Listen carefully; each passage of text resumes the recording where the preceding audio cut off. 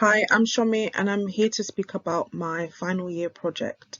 I looked at how different swabbing materials affected the recovery of biological evidence from sexual assault victims.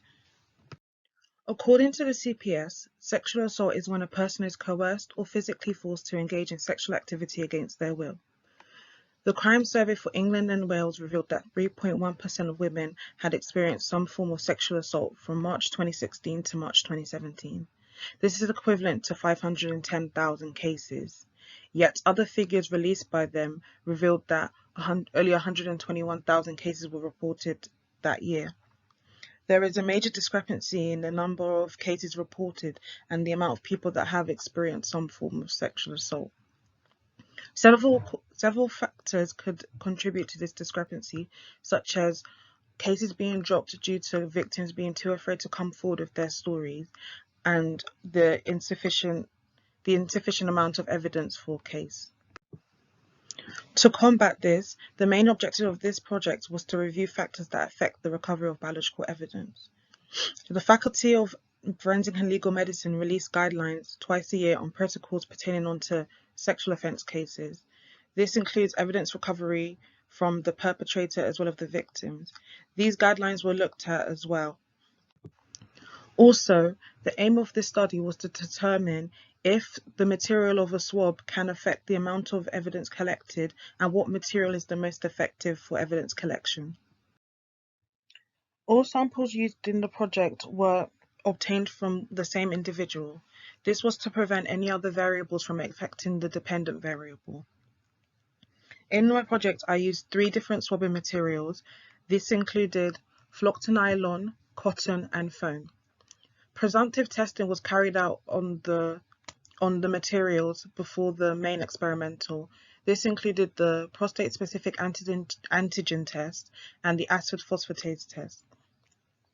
After that, to determine which material type was more effective, an aid was used for evidence collection. The semen samples were deposited into each aid using an automatic pipette, and the 500 microliters of semen samples were left in for 3 hours. After that, a wet then dry swab were taken from the masturbatory aid. The wet swab was dipped in phosphate buffered solution first, then the inside of the aid was swabbed. After that, a dry swab was used to collect any extracellular material. The tips of the swabs were then cut off and placed in a 1.5 milliliter centrifuge tube. The tube had already contained 500 microliters of PBS solution as well. The tubes were then vortexed and left to stand for half an hour, then centrifuged. The cellular material at the bottom of the tube was then collected and heat fixed onto a slide.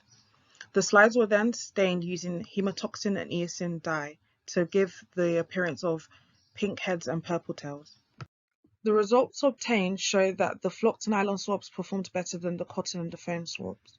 The table on the bottom left shows the raw data collected from the experiment. The numbers are representative of the number of sperm cells observed in one viewing field for each slide. The table also shows that the wet swabs performed better than the dry swabs for the flock-to-nylon material. Whereas on the other hand, for the foam and the cotton, the dry swabs performed better than the wet swabs. This could be due to absorbency in the materials.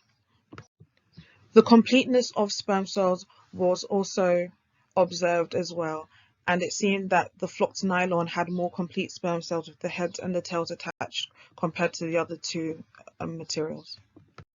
A Friedman-Andover test was carried out on the datasets, and the figures obtained suggest that there was a statistically significant difference in the amount of sperm cells collected by each of the materials. By reviewing the raw data and the descriptive statistics, it's evident that the wet flocked nylon swabs were the most effective swabs, as they achieved the highest mean, which was 31 sperm cells per viewing field. This information suggests that flocked nylon swabs are the most appropriate material to use in an examination after a rape or a sexual assault has taken place.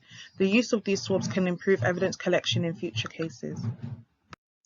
Thank you so much for listening. If there are any further questions, I'll be happy to answer them in the Q&A session after. Thank you.